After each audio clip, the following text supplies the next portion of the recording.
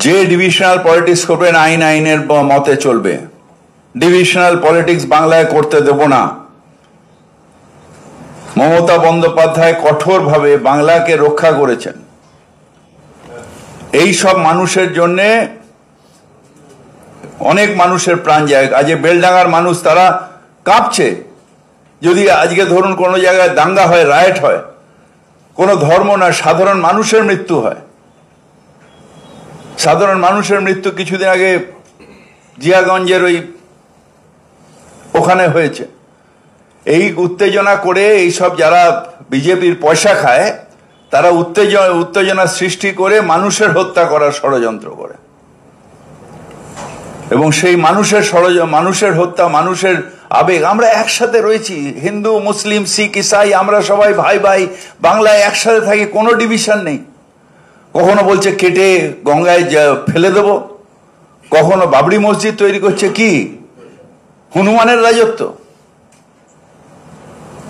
আমরা মমতা বন্দ্যোপাধ্যায়ের প্রশাসন, মুখ্যমন্ত্রী মমতা বন্দ্যোপাধ্যায়ের প্রশাসন কোন রকম বিশৃঙ্খলাকে আমরা প্রশ্রয় দেব না। বিজেপিতে যোগদান করলেন, বিজেপিতে গিয়ে উনি এমপি মুর্শিদাবাদ লোকসভা কেন্দ্রে আবার বিজেপির প্রার্থী হয়ে লড়াই করলেন, সেখানেও ডিফিটেড হলেন। আবার 2021 সালে বিজেপি ছেড়ে দিয়ে আবার আমাদের তৃণমূল কংগ্রেসে যোগদান করে তৃণমূলের প্রতীকে নির্বাচিত হলেন। উনি বারবার বলছেন ওনার জনপ্রিয়তার কথা। আমি আপনাকে তথ্য দিয়ে পঞ্চায়েত সমিতিতে হেরেছেন, জেলা পরিষদে একাধিকবার হেরেছেন, মাত্র সবে একবার 1.5 বছর জন্য কংগ্রেসের এমএলএ ছিলেন, আর 21 সালে এই তৃণমূল কংগ্রেস জিতলেন। এত জনপ্রিয় নেতা যিনি তার পঞ্চায়েত সমিতি জিততে পারেন না, জেলা পরিষদে বারবার পরাজিত হন, আর এটা তৃণমূল বাদ দিয়ে, মমতা যে বাদ দিলে কারোরই কোনো অস্তিত্ব নেই, যে যত বড় নেতা হোক না কেন। এটা আমরা দায়িত্বহীন ভাষায় জানিয়ে দিতে চাই। আমাদের তৃণমূল কংগ্রেসের ঘাসফুল লোগো আর মাথার উপর নেত্রী মমতা ব্যানার্জি ছাড়া আমাদের কারোরই কোনো অস্তিত্ব নেই, এটা যেন আমরা কেউ ভুলে না যাই। আজকে উনি দল থেকে বহিষ্কার হলেন, আগামী দিনে বুঝতে পারবেন কত চালে কত ধান হয়। আগামী দিন থেকে উনি টের পাবেন যে কত জনপ্রিয় উনি নেতা আছেন। এইটুকু আমার বলার।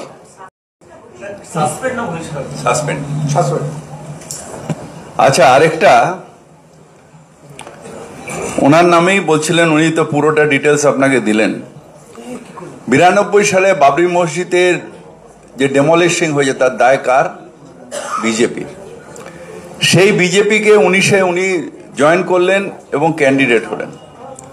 মানে সেই বিজেপিতে ক্যান্ডিডেট হলেন, সেখানে ডিভিশনাল পলিটিক্স, আবার এখন এসে ফান্ডামেন্টাল পলিটিক্স করার জন্য আবার এই বাবরি মসজিদের নামে ডিভিশন করার চেষ্টা করছেন। কেউ কারণ নিজের টাকায় কোথাও মসজিদ করলো, কোথাও মন্দির করলো, আমাদের কোনো আপত্তি নেই। কিন্তু এই ডিভিশন করে যদি বাংলায় আগুন লাগানোর চেষ্টা করে এবং তাতে বিজেপিকে ডিভিডেন্ড দেওয়ার চেষ্টা করে, তৃণমূল কংগ্রেস সেটা সহ্য করবে না, কঠোর হাতে তার প্রতিবাদ করবে এবং প্রতিরোধ করবে। ঠিক আছে?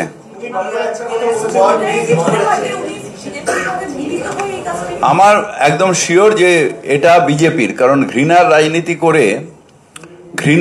রাজনীতি করে ডিভিশনাল পলিটিক্স করলে বিজেপির সুবিধা হবে। তার কারণ ডিভাইড অ্যান্ড রুল এটা ব্রিটিশরা শিখিয়ে দিয়ে গেছিল। সেই সময়ও যারা বিজেপি পন্থী তারাই ডিভাইড অ্যান্ড রুল করে ভারতবর্ষকে ভেঙেছে। আজও বিজেপি এখানে ডিভিডেন্ড তুলতে পারছে না, পারবেও না। তাই হুমায়ুনের মতন ইনস্ট্রুমেন্টদের দিয়ে ডিভাইড অ্যান্ড রুল করে, ঘৃণার রাজনীতি করে তারা ডিভিডেন্ড তোলার চেষ্টা করছে। Let me finish in Bengali first, then I will definitely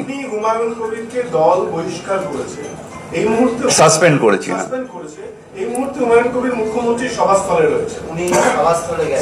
সভাস্থলে যেতেই পারে, যে কেউ সাধারণ মানুষ সভাস্থলে যেতে পারে। He is suspended from the party and Humayun Kabir is suspended from the party.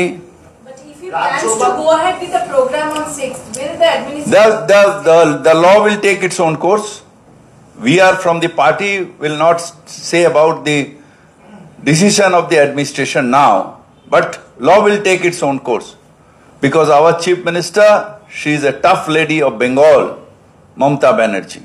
আমি ষড়যন্ত্র কত গভীরে একটু বলি, আমি ষড়যন্ত্র কত গভীরে একটু আপনাদের বলি যে মুর্শিদাবাদে একটা প্রান্তিক এলাকায় বেলডাঙ্গায় উনি বলেছেন বাবরি মসজিদ করবেন, এবং কত বড় এটা ষড়যন্ত্র আছে দেখবেন। অযোধ্যায় কত সুদূর কোথায় অযোধ্যার ট্রাস্টি বোর্ডের একজন সাধু সন্ন্যাসী বলছে হুমায়ুনের যদি মুন্ড ছাঁটা হয় 1 কোটি টাকা দেওয়া হবে। মানে এই যে একটা সাম্প্রদায়িক দাঙ্গা বাঁধানোর একটা কলশিল্পী চক্রান্ত বোধ, মানে কোথায় অযোধ্যা ট্রাস্টি বোর্ডের একজন মহারাজ, তার কারণে এখানে ওখান থেকে উস্কানি তৈরি হচ্ছে যে হুমায়ুনের এটা কিন্তু প্রি প্ল্যান গেম। যে হুমায়ুন যে বিজেপিতে ছিল তাকে বলছে তা যদি শিরোচ্ছেদ করতে পারা হয় তাহলে 1 কোটি টাকা দেওয়া হবে। তার মানে এটা একটা কমিউনিজম জায়গায় একটা সাম্প্রদায়িকতা, একটা বোধ গেম খেলা হচ্ছে। এটা দেশের পক্ষে এবং আমাদের সমাজের পক্ষে মারাত্মক ক্ষতিকর। এটা ইমিডিয়েটলি আমাদের দলের পক্ষ থেকে সাসপেন্ড করা, প্রশাসনের দিকে যা হস্তক্ষেপ করবে। দেখেন, আমি আপনার দলের কথা বলছি, এটা আমার দলের কথা। সাসপেন্ড করা হলো, কে কি বলছে, কে কি করছে, এটা নিয়ে আমি এখানে জবাবদিহি করতে আসবো না। আমাদের কথা হচ্ছে যে আমরা সব সমাজকে তুলতে চাই, মুসলিম সমাজ, আদিবাসী সমাজ, আমাদের শিডিউল কাস্ট সমাজ, সব সমাজকে আমরা তুলতে চাই। যারাই পিছিয়ে আছে তাদের তোলা, আমাদের এই ডিভিশনাল পলিটিক্সে নয়।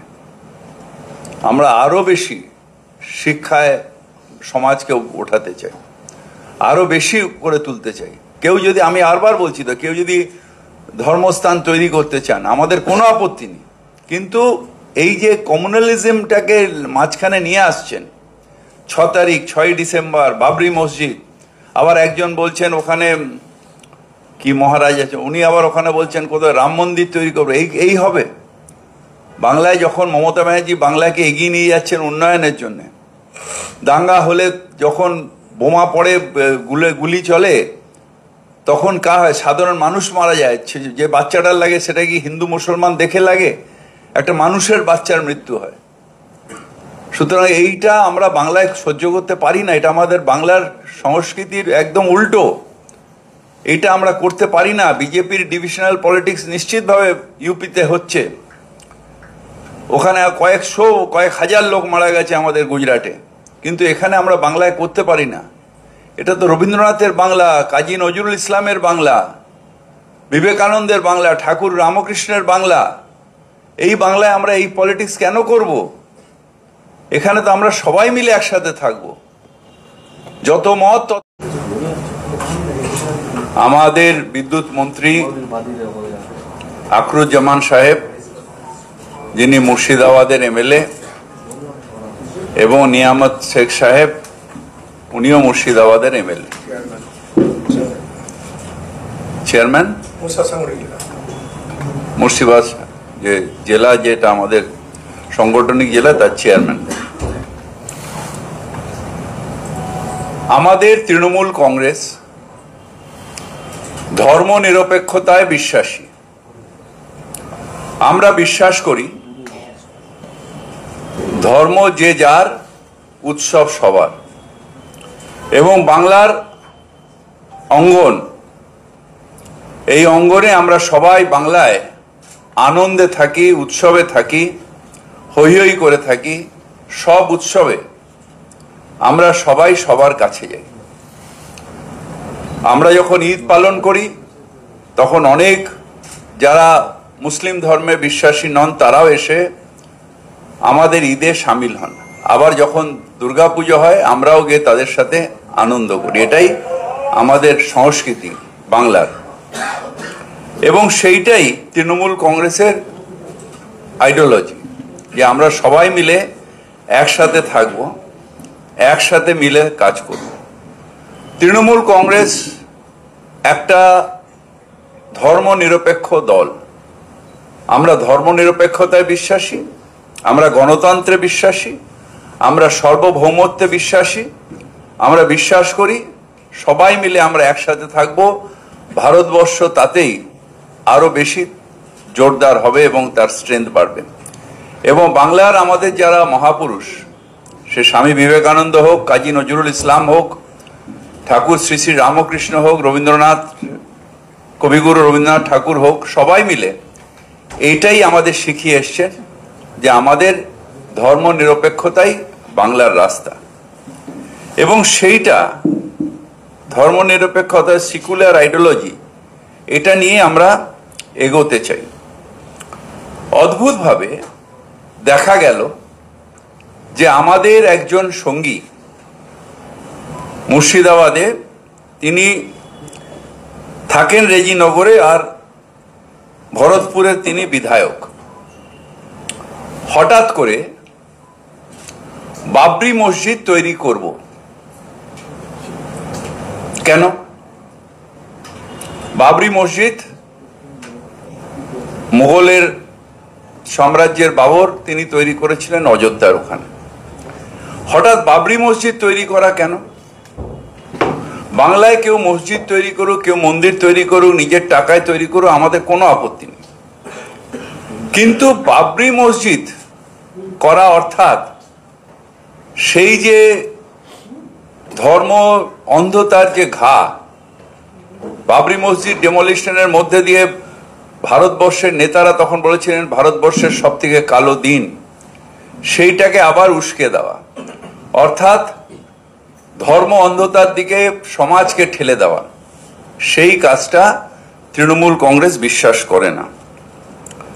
আমাদের আবার 6 তারিখেই বা কেন?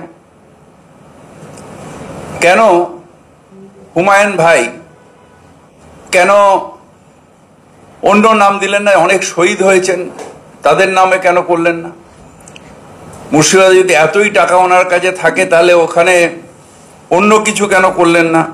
স্কুল কলেজ কেন করলেন না? কেন শুধু এই সেন্টিমেন্টের ওপরে?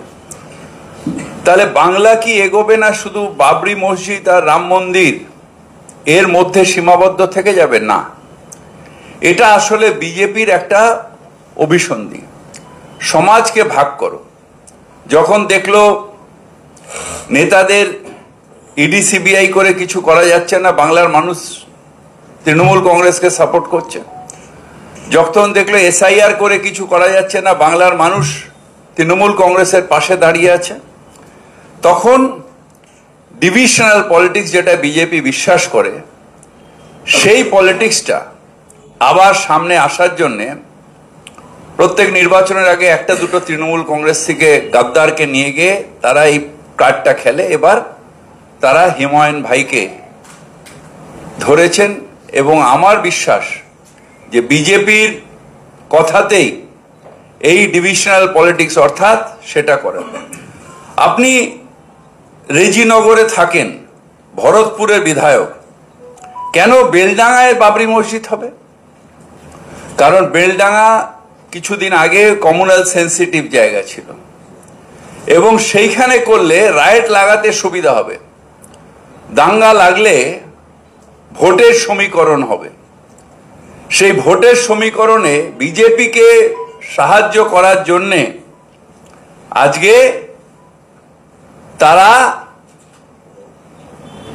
এই কাজটা করবার চেষ্টা করছে। বাংলায় আমরা কঠোর হাতে বলতে চাই যে আমরা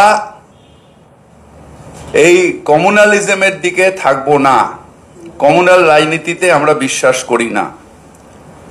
এরপরে আমি আমাদের বিদ্যুৎ মন্ত্রী এই হুমায়ুন কবিরের সম্বন্ধে আরো কথা বলবেন। হ্যাঁ, আমাদের সিদ্ধান্ত হচ্ছে হুমায়ুন, আমাদের যে শৃঙ্খলা রক্ষা কমিটি, এর আগে 3 বার আমরা ওনাকে সতর্ক করেছিলাম, এখন আবার উনি এইটা করছেন। আমরা পার্টির ঊর্ধ্বতম নেতৃত্বের, অর্থাৎ আমাদের পার্টির চেয়ারম্যান এবং জেনারেল সেক্রেটারি দুজনেরই মতামত নিয়ে আমরা হুমায়ুন কবিরকে সাসপেন্ড করছি। হুমায়ুন কবিরকে আমরা সাসপেন্ড করছি দল থেকে। দলের সাথে তার কোনো সম্পর্ক থাকবে না, দলের সাথে তার কোনো সম্পর্ক থাকবে না। তার কারণ যারা ধর্ম নিয়ে রাজনীতি করে, ডিভিশনাল পলিটিক্স করে, মানে ধর্ম নিয়ে মানে ডিভিশন ভাগ করার চেষ্টা করে, তাদের সাথে দল কোনো সম্পর্ক রাখবে না। এরপরে আমি কিছু বলার জন্য আমাদের নিয়ামত দাকে দু এক কথা বলার জন্য অনুরোধ করছি। চেয়ারম্যান আমাদের মুর্শিদাবাদ যে সাংগঠনিক জেলা তৃণমূল কংগ্রেস তার চেয়ারম্যান। এই বিষয় নিয়ে আমি বিশেষ কিছু বলতে চাইছি না। আমাদের হাকিম সাহেব বিস্তারিতভাবে বলেছেন। এখন পার্টির সিদ্ধান্ত, যেহেতু আমরা পার্টি করি, পার্টির সিদ্ধান্ত আমাদেরকে এই মুহূর্তে মানতে বাধ্য হতে হবে। কারণ আমরা যে পার্টির নেত্রীকে দেখে আমরা এই দলে এসেছিলাম, এখন শৃঙ্খলা ভঙ্গের কারণে যদি এই সিদ্ধান্ত নিয়ে থাকে, পার্টির সঙ্গে আমি আছি, এইটুকু বলে আমি ধন্যবাদ জানিয়ে শেষ করছি।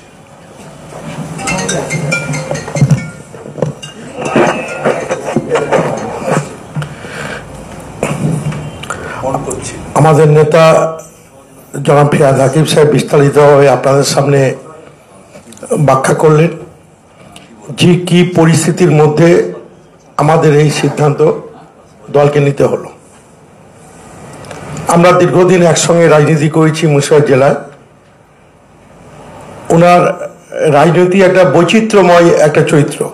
আমি একটা তথ্য আপনাদের বলি, আমরা একসঙ্গে কংগ্রেস করতাম। 1998 সালে উনি কংগ্রেস ছেড়ে তৃণমূল কংগ্রেসে গেলেন। মানে ওনার কতটা জনপ্রিয়তা আছে উনি প্রকাশ করেন, সেটা বলি যে উনি পঞ্চায়েত সমিতি ক্যান্ডিডেট হলেন, পরাজিত হলেন। আবার 2000 সালে উনি তৃণমূল কংগ্রেস ত্যাগ করে আবার কংগ্রেসে যোগদান করলেন, ফিরে এলেন। ফিরে এসে আবার জেলা পরিষদ ক্যান্ডিডেট হলেন, আবার জেলা পরিষদও দাঁড়িয়ে কিন্তু পরাজিত হলেন। আবার 2008 সালে উনি কিন্তু কংগ্রেস ছেড়ে দিয়ে মানে আইএনসিতে আবার 2008 সালে আইএনসিতে উনি দাঁড়িয়ে একবার জিতলেন, মানে জেলা পরিষদে 2008 সালে। 11 সালে উনি কংগ্রেসে দাঁড়িয়ে বিধায়ক হলেন। আবার 2012 সালে উনি কংগ্রেস ছেড়ে তৃণমূল কংগ্রেসে মানে দাঁড়ালেন, দাঁড়িয়ে ওখানেও কিন্তু উনি আবার পরাজিত হলেন। 2016 সালে আবার কংগ্রেস ছেড়ে নির্দলে এমএলএ ক্যান্ডিডেট হলেন, সেখানেও হারলেন। 2018 সালে আবার নির্দল থেকে আবার কংগ্রেস এলেন এবং আবার জেলা পরিষদে দাঁড়ালেন, আবার সেখানেও হারলেন। আবার 19 সালে কংগ্রেস ছেড়ে দিয়ে বিজেপিতে যোগদান করলেন। বিজেপিতে গিয়ে উনি এমপি মুর্শিদাবাদ লোকসভা কেন্দ্রে আবার বিজেপির প্রার্থী হয়ে লড়াই করলেন, সেখানেও ডিফিটেড হলেন। আবার 2021 সালে বিজেপি ছেড়ে দিয়ে আবার আমাদের তৃণমূল কংগ্রেসে যোগদান করে তৃণমূলের প্রতীকে নির্বাচিত হলেন। উনি বারবার বলছেন ওনার জনপ্রিয়তার কথা। আমি আপনাকে তথ্য দিয়ে পঞ্চায়েত সমিতিতে হেরেছেন, জেলা পরিষদে একাধিকবার হেরেছেন। মাত্র সবে একবার 1.5 বছর জন্য কংগ্রেসের এমএলএ ছিলেন, আর 21 সালে এই তৃণমূল কংগ্রেস জিতলেন। এত জনপ্রিয় নেতা যিনি তার পঞ্চায়েত সমিতি জিততে পারেন না, জেলা পরিষদে বারবার পরাজিত হন, আর এটা তৃণমূল বাদ দিয়ে মমতা যে বাদ দিলে। কিন্তু এই যে কমিউনালিজমটাকে মাঝখানে নিয়ে আসছেন, 6 তারিখ 6 ডিসেম্বর বাবরি মসজিদ, আবার একজন বলছেন ওখানে কি মহারাজ আছে, উনি আবার ওখানে বলছেন কোথাও রাম মন্দির তৈরি করবে। এই হবে বাংলায়? যখন মমতা ব্যানার্জি বাংলাকে এগিয়ে নিয়ে যাচ্ছেন উন্নয়নের জন্য, দাঙ্গা হলে যখন বোমা পড়ে গুলি চলে তখন হয় সাধারণ মানুষ মারা যায়, যে বাচ্চাটার লাগে সেটা কি হিন্দু মুসলমান দেখে লাগে? একটা মানুষের বাচ্চার মৃত্যু হয়। সুতরাং এইটা আমরা বাংলায় সহ্য করতে পারি না। এটা আমাদের বাংলার সংস্কৃতির একদম উল্টো।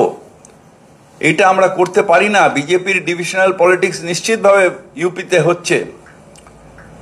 ওখানে কয়েক হাজার লোক মারা গেছে আমাদের গুজরাটে, কিন্তু এখানে আমরা বাংলায় করতে পারি না।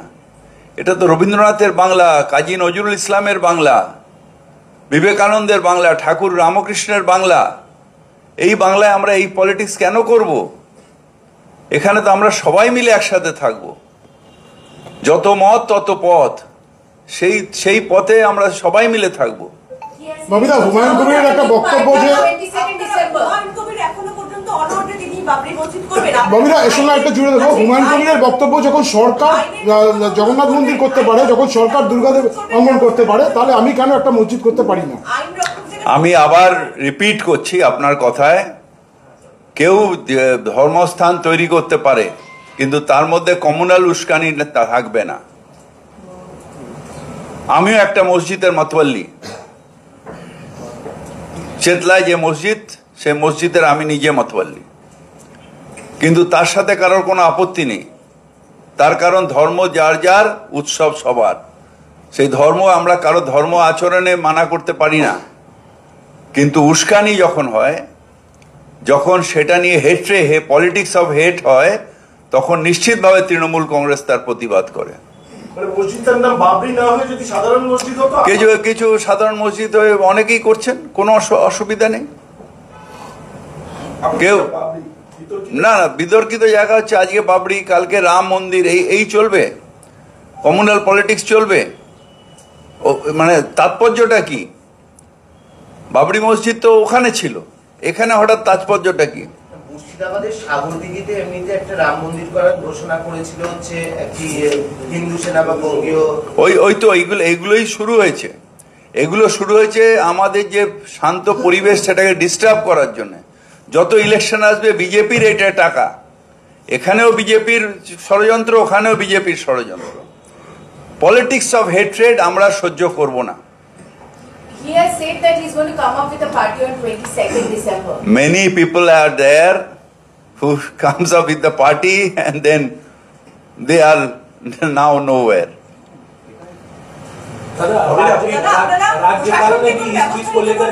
मैं राज्यपाल के बात का कोई यहाँ जवाब नहीं देना है। हमारा पार्टी का डिसीजन हमने कहा और ये स्टैंड है हमारे पार्टी का डिसीजन। हमारा श्रृंखला रक्षी कमेटी के डिसिप्लिनरी कमेटी जो है, माने हिंदी तक ही बोल रहे हैं, नियम रक्षक कमेटी, वो इस सिद्धांत लिया जो उनको सस्पेंड किया जाएगा with the approval of Mamata Banerjee, our chairman, and the general secretary Abhishek Bandyopadhyay.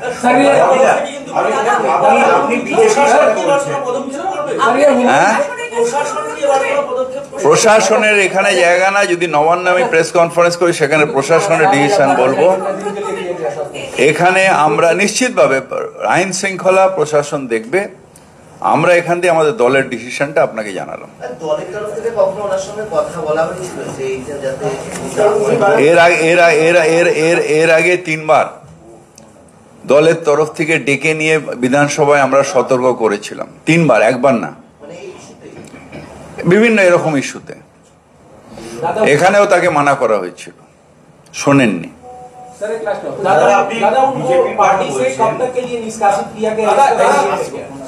Suspend for ever, এখনো কোনো নির্দিষ্ট সময়সীমা নেই।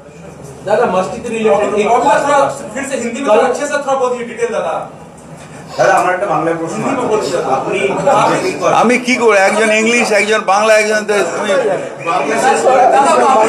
আর বাংলা অনেকটা হয়ে গেছে, আর নতুন। दादा हुमायूं कबीर ने बाबरी मस्जिद को लेकर जो ऐलान किया था उस पर अभी भी अटल है, आज क्या तृणमूल की तरफ से फैसला हुआ थोड़ा बताइए। हमारा आज এই কি বললি শৃঙ্খলা नियम रक्षा कमेटी आज ये निर्णय लिया है, जो हम बंगाल में घृणा का राजनीति, विभाजन की राजनीति, ये हम नहीं करने देंगे। हमारे बंगाल सब एक साथ हम लोग रहते हैं। ये बंगाल काजी नजरुल इस्लाम के बंगाल है, रविंद्रनाथ टैगोर के बंगाल है, हमारे विवेकानंद जी का बंगाल है, हमारे ठाकुर श्री श्री रामकृष्ण का बंगाल है। यहाँ पर हम लोग कहते हैं जो तो मौत तो पौत। ये बंगाल में पॉलिटिक्स ऑफ हेट्रेड नहीं करी। ये बीजेपी का साथ वो मिल के चल रहा है, आगे भी बीजेपी में गया था, कैंडिडेट हुआ था 19 साल को, 19 में। आज भी बीजेपी का पैसा से ये कर रहा है, क्योंकि बीजेपी देखते हैं अपना पांव नहीं जमा पड़ रहा जब तक नहीं घृणा का राजनीति करके हमारे समाज को तोड़ दिया जाए, और ये समाज को तोड़ने तृणमूल कांग्रेस नहीं देगा। इसलिए कठोर से हम लोग उनको सस्पेंड किया है आज दल से, और हम लोग प्रशासन को भी कहते हैं जो आपके तरह कानून जो होता है वो लीजिए, क्योंकि हमारे यहाँ पर डिविजनल पॉलिटिक्स नहीं। वो बेलडांगा में क्यों ये सेंटिज लगा, कुछ दिन पहले वहां पर राइट लाइक सिचुएशन हुआ था। सारा रात ममता जी जागी हुई थी, हम जागे हुए थे, इन लोग सब जागे हुए थे, सारा रात उसको कंट्रोल किया गया। उस जगह करके फिर वो साधारण आदमी का जो है वो आतंक में है। वो वहां पर वो बोल रहे हैं बार बार जो हमारे बच्चे बाहर नहीं जा पाएंगे, यह हालत हो रहा। क्यों नहीं, वो खुद भरतपुर के एमएलए हैं और रेजीनगर में रहते हैं और बेलडांगा में जाके मस्जिद बनाएंगे। क्यों? क्योंकि उसका जो बंगाल में जो है घृणा का राजनीति उसका हो, दंगा बन लगाओ, बीजेपी का हाथ और भी मजबूत करो, ये हम होने नहीं देंगे। उसे आज विलंबित किया जा रहा है। Thank you.